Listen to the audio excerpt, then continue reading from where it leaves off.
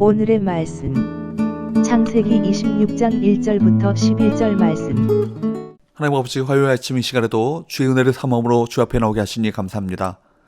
이 시간에도 우리 모두에게 말씀을 통해 하나님의 음성을 들려주옵소서. 예수 믿고 가신 이름으로 기도하옵나이다. 아멘. 할렐루야.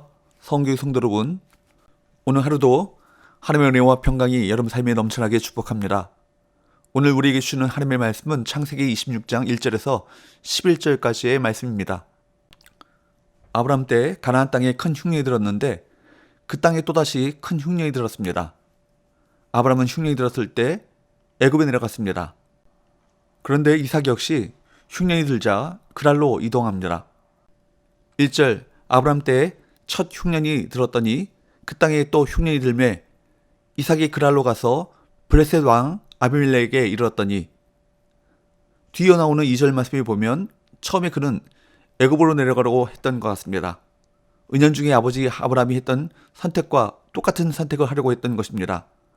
성경이 아브라함 때 들었던 첫 흉년을 강조하는 것도 이삭이 아브라함과 같은 결정을 내린 것으로 보고 그 점을 강조하려는 목적입니다. 하나님께서는 이삭에게 나타나셔서 말씀하셨습니다. 2절, 여호와께서 이삭에게 나타나 이르시되 애굽으로 내려가지 말고 내가 내게 지시한 땅에 거주하라. 하나님께서 이삭에게 애굽으로 내려가지 말고 하나님께서 지시하는 땅에 거주하라고 그렇게 말씀하신 이유를 말씀하십니다.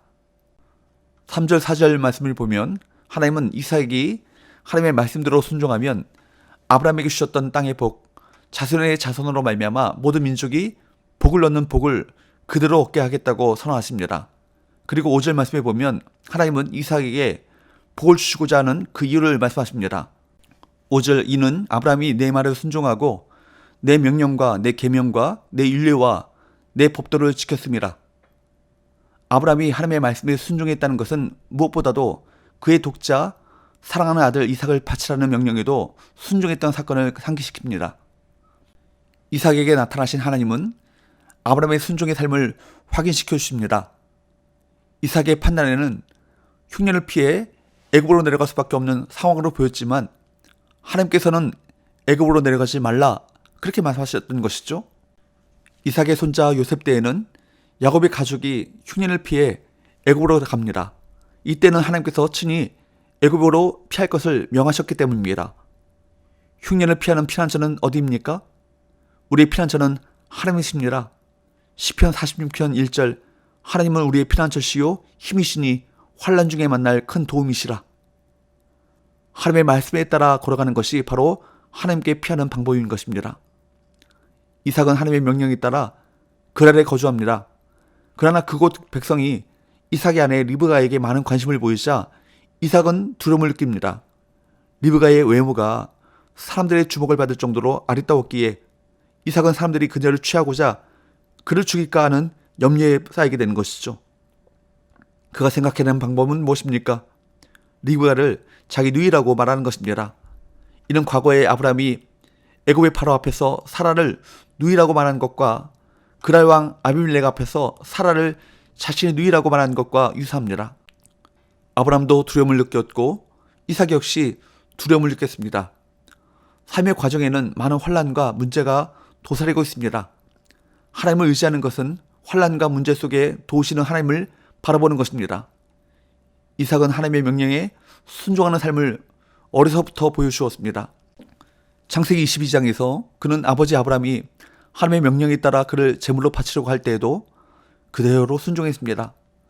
하나님의 말씀에 순종하는 이삭의 모습은 그 이후에도 변함없이 나타납니다. 8절에 보면 이삭은 그랄에 오랫동안 거주하죠.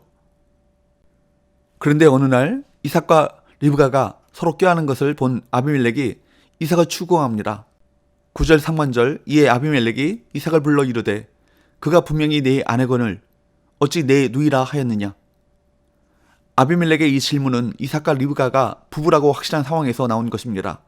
10절, 아비멜렉이 이르되 내가 어찌 우리에게 이렇게 행하였느냐. 백성 중 하나가 내 아내와 동침할 뻔하였도다. 내가 죄를 우리에게 입혔으리라.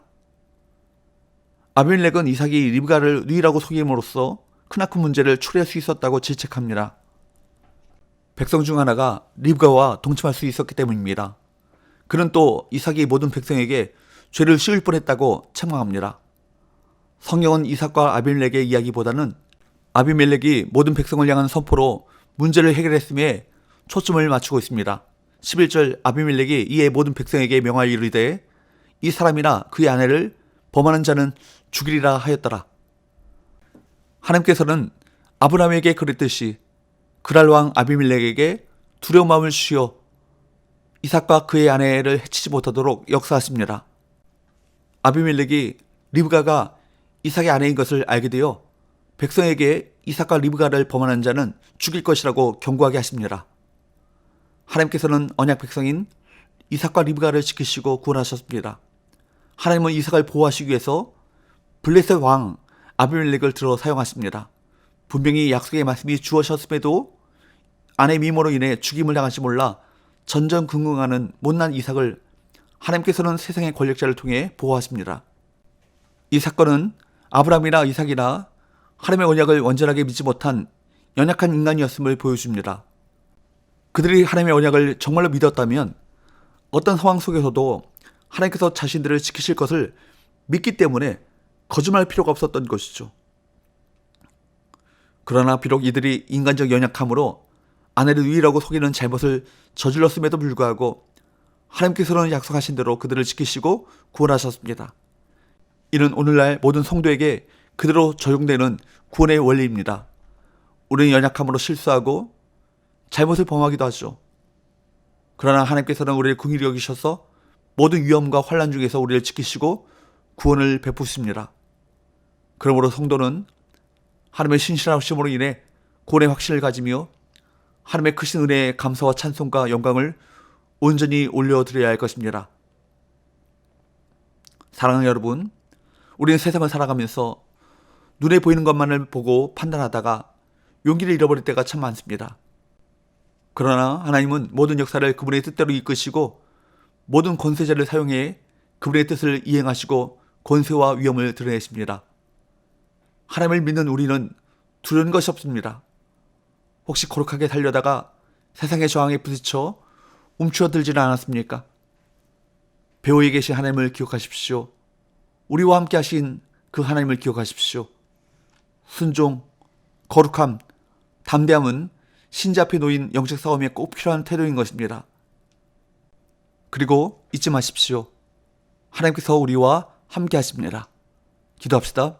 하나님 아버지, 우리의 삶의 자리가 정말 어렵고 캄캄하여 아무것도 보이지 않는 상황이라 할지라도 그 순간 속에서도 하나님께서 우리와 함께 하신다는 사실을 잊지 않게 하여 주옵소서.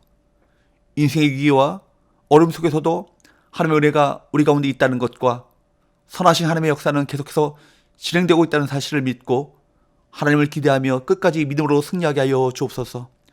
예수님의 거룩하신 이름으로 기도합나이다. 아멘.